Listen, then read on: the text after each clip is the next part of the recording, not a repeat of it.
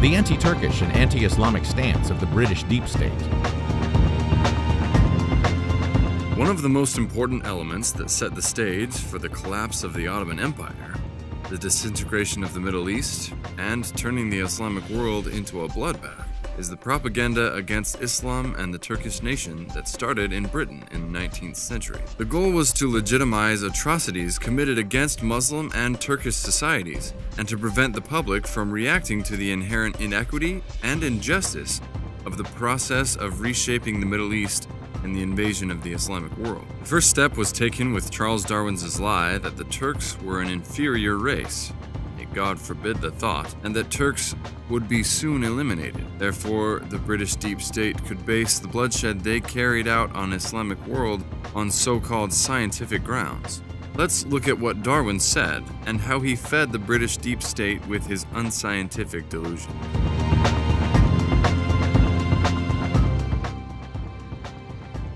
I could show fighting in natural selection having done and doing more for the progress of civilization than you seem inclined to admit. Remember what risk the nations of Europe ran, not so many centuries ago, of being overwhelmed by the Turks, and how ridiculous such an idea now is.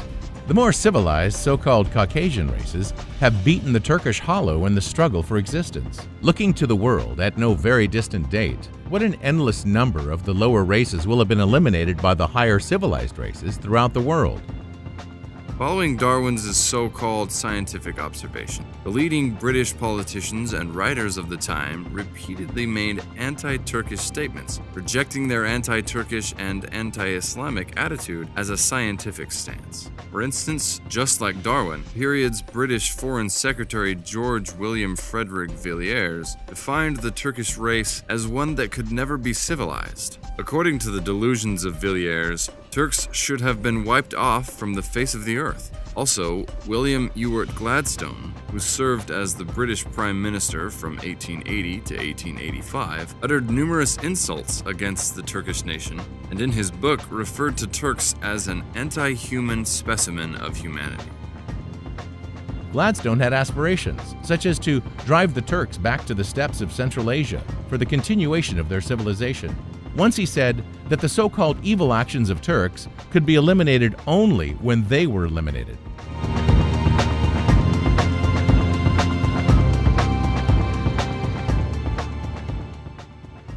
Gladstone's hostility is not only toward Turkish nations, but to all Muslims. For as long as there were followers of that accursed book, surely the Quran is above such remarks, Europe would have no peace, said Gladstone, publishing an anti-Turkish book titled Bulgarian Horrors and the Question of the East. In this book, he disparaged the Ottomans with a vengeance and wrote, "Let the Turks now carry away their abuses in the only possible manner, namely, by carrying off themselves."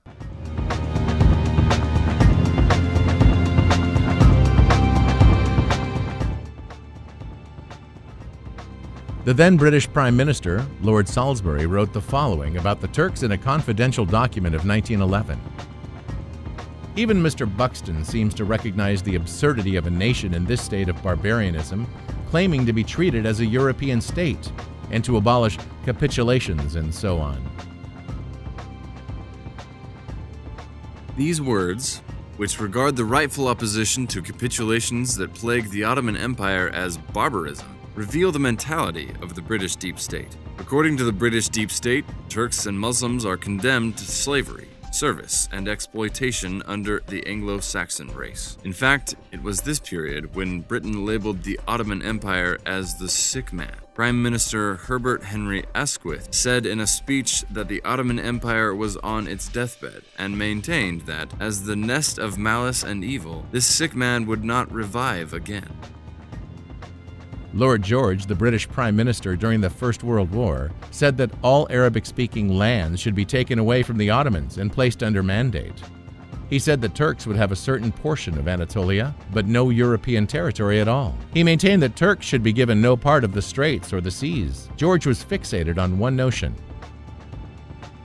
that Turks have stayed and caused troubles in Europe for centuries, and that Istanbul was not Turkish, it was Greek, and Turks had to be removed from there.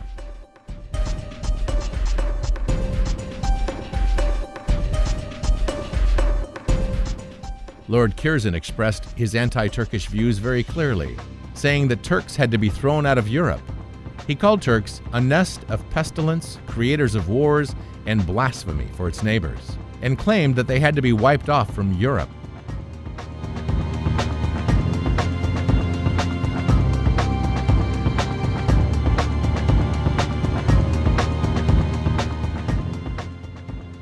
The British historian Edwin Pears remarks about the occupation of Istanbul in his 1918 article for Daily News are quite appalling.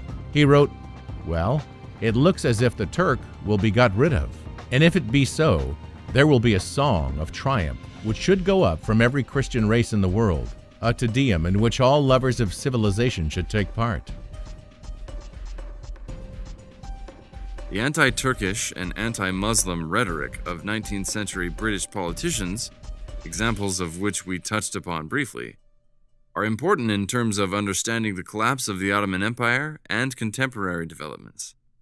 In the 19th century, the British deep state not only targeted the Ottomans, but also the religion of Islam. During these provocations, there were attacks against our religion and an overall policy to weaken the Islamic world. Edward Augustus Freeman, an English politician, bizarrely argued that Islam, may God forbid the thought, was a restrictive and intolerant religion. Freeman was also one of the most vocal names in anti-Turkish propaganda after the Bulgarian uprising. Winston Churchill, who served as Home Secretary, Minister of Munitions, Secretary of State for War, Chancellor of Exchequer, Minister of Defense, and finally Prime Minister of the United Kingdom, repeatedly used the most slanderous expressions about Islam and Muslims. Churchill regarded the Anglo-Saxon race as supreme and other races as so-called semi-animal creatures from the inferior classes that needed to be exploited and guided.